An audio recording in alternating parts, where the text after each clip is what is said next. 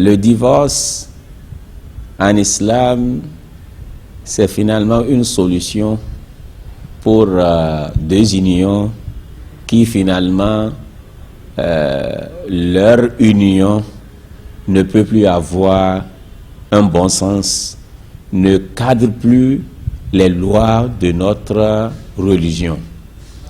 L'islam nous a recommandé de se marier.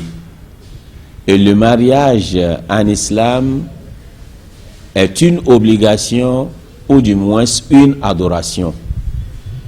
Et cette adoration suit des conditions, des obligations, des piliers que chacun de ces deux partenaires doivent respecter. Alors, s'il y a eu le mariage, après avoir rempli toutes les conditions, la vie doit être normale comme ça se doit. Mais il peut y avoir des contraintes. C'est que ils se sont mariés et voilà que les conditions ne les permettent plus de rester ensemble. Il y a des difficultés lorsqu'ils vont insister à rester ensemble. Rester ensemble, ça va causer des problèmes à l'autre. L'islam nous donne finalement une autre solution de se séparer.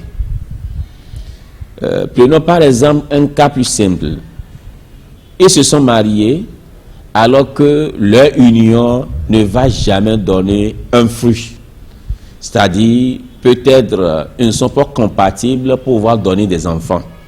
Mais on voit que si la femme laisse le monsieur et se marie peut-être à tel sang ou bien à telle situation biologique, elle pourra faire d'enfants ainsi que aussi le monsieur. Si elles ont choisi de rester comme ça, peut-être ça peut créer des problèmes à l'un ou l'autre, ou bien l'homme peut-être finalement peut chercher autre solution ailleurs et que la femme ne pourra finalement pas le faire. Donc l'islam donne la paix ou bien la faveur à la femme de chercher à se remarier, tout d'abord à faire le divorce ici et à se remarier. Donc c'est une adoration que nous sommes finalement contraints d'appliquer. Sinon, en réalité, le divorce n'est pas une chose qui est tellement aimée et tout le monde aussi essaie de l'éviter, mais qu'Allah nous préserve sur d'autres conditions ou bien situations que nous ne pouvons finalement pas maîtriser.